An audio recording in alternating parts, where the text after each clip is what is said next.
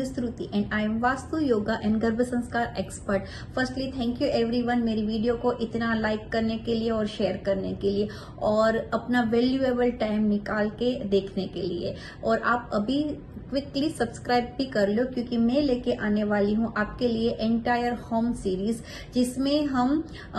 Entrance से लेते हुए पूरे घर का सीक्वेंस में हम वास्तु का रेमेडीज करेंगे, किस तरह से कहाँ पे आपको कौन सी चीज का प्लेसमेंट करना है, अगर वो अकॉर्डिंग वास्तु वहां पे नहीं है तो उसकी रेमेडीज क्या है और आप क्या कर सकते हो। सभी चीजें हम बहुत ही लेके आएंगे, बट उससे पहले हम आज बेसिक वास्तु से स्टार्ट करेंगे। मैंने आगे की वीडियो में मैंने बोला था कि हमें अपनी बॉडी को एनर्जाइज कैसे रखना है, कैसे हमारी ओरा को क्लीन करना है, तो आप वो मेरी वीडियो भी देख सकते हो और मैं जरूर ही उसकी लिंक है वो डिस्क्रिप्शन बॉक्स में डाल दूंगी। बट आज हम स्टार्ट करेंगे कि किस तरह से बेसिक वास्तु क्या है और हमें क्यों अकॉर्डिंग टू वास्तु हमारे घर के डिफरेंट प्लेसमेंट करने चाहिए, क्यों हम वास्तु के हिसाब से घर में सभी जगह पे कुछ ना कुछ चीजें प्लेस करते हैं और वो प्लेसमेंट के बाद हमारे घर की एनर्जीज कैसे चेंज हो जाती है और क्यों होती है, ये सबसे बड़ा क्वेश्चन है। ठीक है, तो क्यों होती है तो मैं आपके साथ यहाँ शेयर कर रही हूँ। अकॉर्डिंग टू माइथोलॉजी, जब लॉर्ड शिवा है वो एक डिमोन के साथ, अंधकासुर नाम के डिमोन के साथ जब वो फाइट कर रहे थे तब वो बहुत ही क्रोधित थे और वो टाइम पे उसकी बॉडी में से उसके स्वेट का एक ड्रॉप गिरता है और वो ड्रॉप में से वास्तु पुरुष का जन्म होता है। ठीक है, तो हम रिलेट कर सकते हैं कि उस टाइम पे जब लॉर्ड शिवा बहुत ही क्रोधित थे तो वो उसके एक स्वेट में से जो एक ड्रॉप गिरा है वो कितना अनस्टॉपेबल होगा, कितना अनकंट्रोलेबल होगा। तो वो वास्तु पुरुष का जब उसमें से जन्म हुआ तो वो बहुत ही अनकंट्रोलेबल थे और वो टाइम पे 45 डायटीज वहां पे खड़े हुए थे, इंक्लूड ब्रह्मा जी। ठीक है, ब्रह्मा जी भी वहां पे अवेलेबल थे। तो वो 45 डायटीज है, उन्होंने क्या किया, वास्तु पुरुष को कंट्रोल करने के लिए वास्तु पुरुष को अर्थ की तरफ फेस करते हुए, यानी कि उसका फेस डाउन करते हुए, उल्टा करते हुए उसको अर्थ की तरफ दबा दिया। तो जो 45 डायटीज थे उसमें से 32 डायटीज ने आउटर एनक्लोजर पे अपना स्थान ले लिया, उसके बॉडी के अलग अलग पॉइंट पे अपना स्थान ले लिया और जो बाकी बचे 13th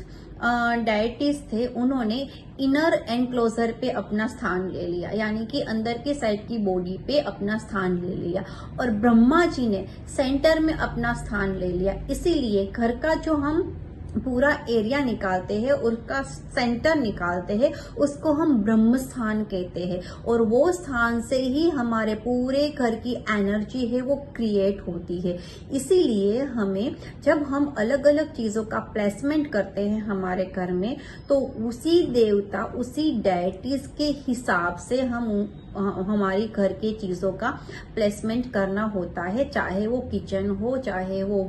वॉश एरिया हो, चाहे वो वॉशरूम हो, चाहे अपना मास्टर बेडरूम हो, चाहे वो बैल्कनी हो, चाहे आपके घर का कोई भी एक्सटेंडेड एरिया हो। ठीक है, तो उसी के हिसाब से अगर हम प्लेसमेंट करते हैं तो वो वहां पे जो डायटीज का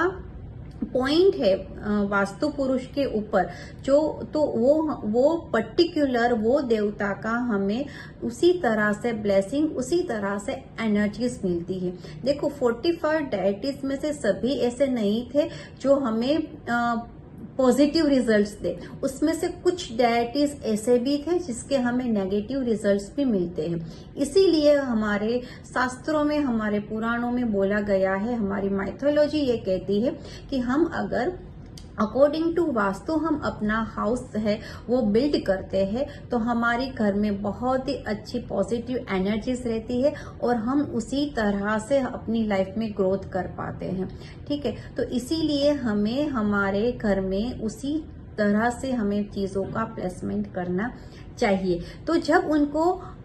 उल्टा किया, फेस डाउन किया, तो वास्तु पुरुष का हेड कहाँ पे आया, उसका हेड आया नॉर्थ ईस्ट में और उसके पैर इस तरह से उल्टे हैं। तो किस तरह से उसके पैर कहाँ पे आए, उसके पैर आए साउथ वेस्ट में। तो तो नॉर्थ ईस्ट है, इसीलिए बोला जाता है कि नॉर्थ ईस्ट को हमें हल्का रखना है, भारी चीजें वहां पे प्लेस नहीं करनी है। हम वहां पे अपना मंदिर रख सकते हैं, अपना पूजा घर में रख सकते हैं। ईस्ट से लेके नॉर्थ ईस्ट या फिर थोड़े से नॉर्थ के एरिया में हम ये प्लेस कर सकते हैं, क्योंकि वो बहुत ही हमें वहां की जो एनर्जी है,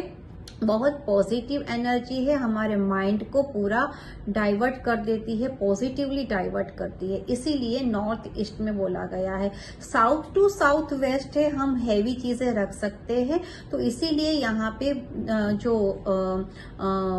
ये वास्तु पुरुष है उसका वहां पे पैर है, इसीलिए तो अकॉर्डिंग टू जहां जहां पे जो डायटीज है और जिस तरह से वास्तु पुरुष की बॉडी है, उसी तरह से हम अपने घर में अगर चीजों का प्लेसमेंट करते हैं,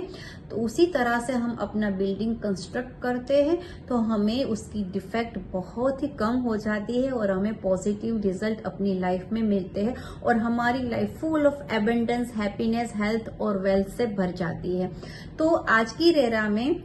ये थोड़ा डिफिकल्ट हो जाता है, बट जो हम हाई राइज बिल्डिंग में रहते हैं वहां पे 100% वास्तु आपको कहीं पे नहीं मिलेगा, इसीलिए हमें हमारे घर के